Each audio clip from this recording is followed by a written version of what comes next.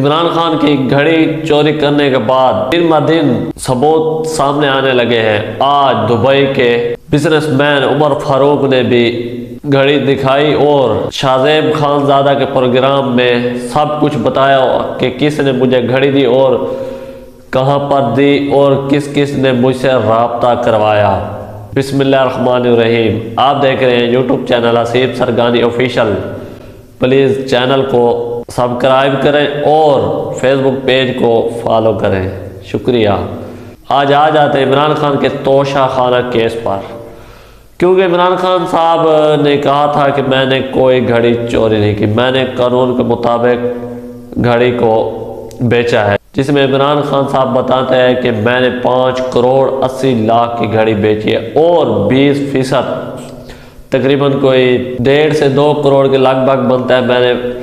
خزانے میں جمع کرایا، حکومتی خزانے میں۔ جو عمر فاروق ہیں دبئی میں بزنس مین جنہوں نے یہ گھڑی خریدی ہے، وہ کہتے ہیں میں نے 28 کروڑ کی گھڑی خریدی ہے اور میں نے فرح گوگی کو بائی ہینڈ رقم دی ہے۔ سوال یہ پیدا ہوتا ہے کہ عمران خان کے خلاف توشہ خانہ کا کیس بالکل درست ہے، کیونکہ اس کی جو تحقیقات کی گھڑیاں ہیں وہ ان قریب آ چکی ہیں اور اس میں سب دکھایا گیا ہے کہ اس گھڑی کی خاص بات یہ تھی کہ اس میں خانہ کعبہ کی پکچر لگی ہوئی تھی۔ کیا یہ گھڑی بیچنا عمران خان کے لیے مناسب تھا؟ کیونکہ وہ تو ہر جگہ کہتے ہیں کہ اور پارٹیوں کے لیڈران کو چور کہتے ہیں، لیکن عمران خان کی خود کی چوری بھی ثابت ہو چکی ہے، جس پر شاہ خان زادہ کے پروگرام میں فواد چودھری رہنما تحریک انصاف کے ان کو بلایا گیا، لیکن وہ بھی نہیں آ سکے کیونکہ ان کو پتہ تھا کہ یہ وہی عمر فاروق ہے جس کو ہم نے گھڑی بیچی۔ اور اس گھڑی کے جب یہ پروگرام نشر ہو، اس کے بعد فیصل واڈا جو کہ وزیر رہ چکے ہیں تحریک انصاف کے، اس نے بھی ایک پکچر شیئر کی ہے جس میں فیصل واڈا صاحب ہیں اور 2-3 سعودیہ کے وزیر وغیرہ اور یہ عمر فاروق بھی ان میں کھڑے ہوئے نظر آتے ہیں جس نے یہ گھڑی خریدی ہے۔ عمر فاروق سے پوچھا گیا کہ یہ گھڑی آپ کے پاس کیسے پہنچی، تو عمر فاروق صاحب نے بتایا کہ شہزاد اکبر اور میرے کچھ دوست ہیں جو پی ٹی آئی میں ریلیٹڈ ہیں،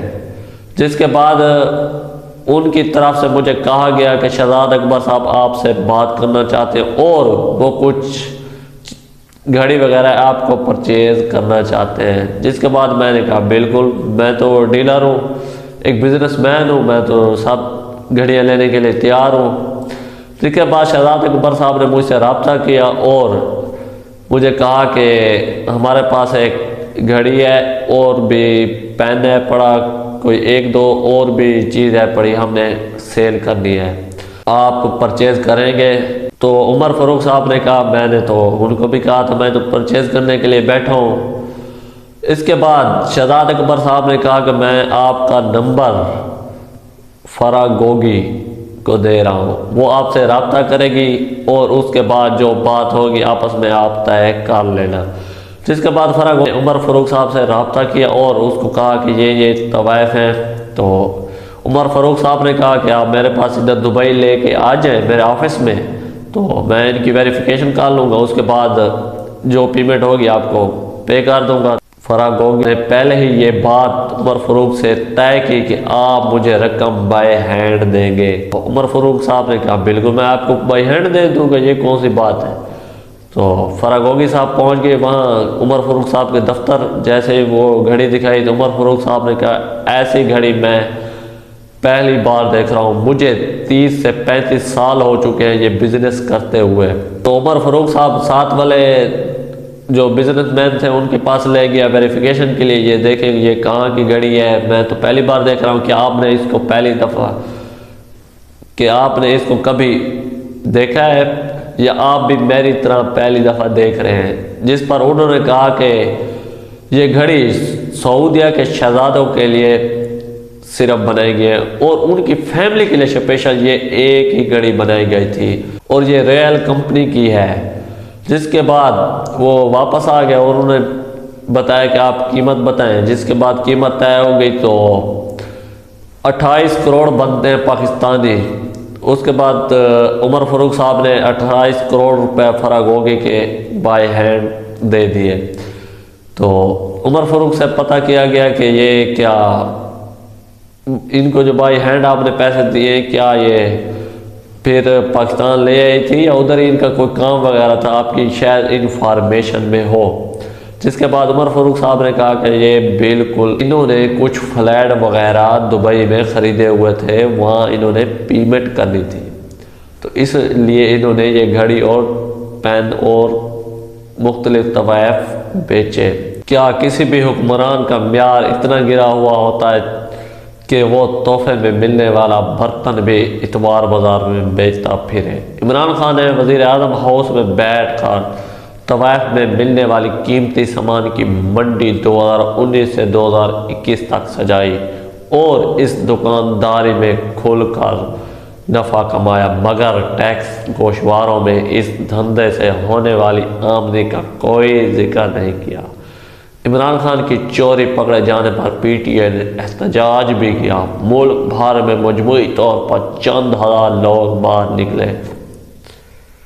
اور احتجاج ملتوی کرنے کا اعلان کر دیا، جو اس بات کا مظاہرہ ہے کہ پی ٹی آئی عوام کو عمران خان کی اس چاندی چوری پر مطمئن نہیں کر پائی۔ بات شروع ہوئی تھی کہ گھڑی وقت بتاتی ہے یا اوقات، گھڑی وقت ہی بتاتی ہے، لیکن عمران خان کو ملنے والی گھڑی نے عمران خان کی اوقات ہی بتا دی۔ یہاں پر آپ کو ایک اور بات بھی یاد کرواتا جاؤں، جس دن عمران خان 2 موریوں والی قمیض پہن کر دکھا رہا تھا اور تحریک انصاف کے ووٹر سپورٹر کہہ رہے تھے دیکھو عمران خان کتنا سادہ 2 موریوں والی قمیض پہنی ہوئی ہے، عمران خان اس سے 2 دن پہلے گھڑی بیچ چکا تھا۔ کسی شاعر نے اس پر بالکل صحیح کہا، قمیض وچ موریاں کروڑاں دیاں چوریاں۔ عمران خان کروڑوں روپے کی گھڑیاں بیچ کر عوام کو 2 موروں والی قمیض پہن کر دکھاتا رہا، چائے کے ساتھ روٹی کھا کر دکھاتا رہا اور ایک دوسرے کو بتاتے تھے ایسا وزیر اعظم تاریخ میں پاکستان کو نہیں ملے گا۔ ہاں جی بالکل، ایسا فراڈیا وزیر اعظم تاریخ میں پاکستان کو کبھی نہیں ملے گا۔ کچھ لوگ کہتے ہیں کہ جو 1 گھنٹہ ٹیلی تھون کرے لوگ اربوں روپے اس کو دیتے ہیں، اس کو گھڑی بیچنے کی کیا ضرورت تھی؟ سینٹ کا ٹکٹ 17 کروڑ میں دیا، آزاد کشمیر کا وزیر اعظم بنایا، لیکن اس کے بعد ایک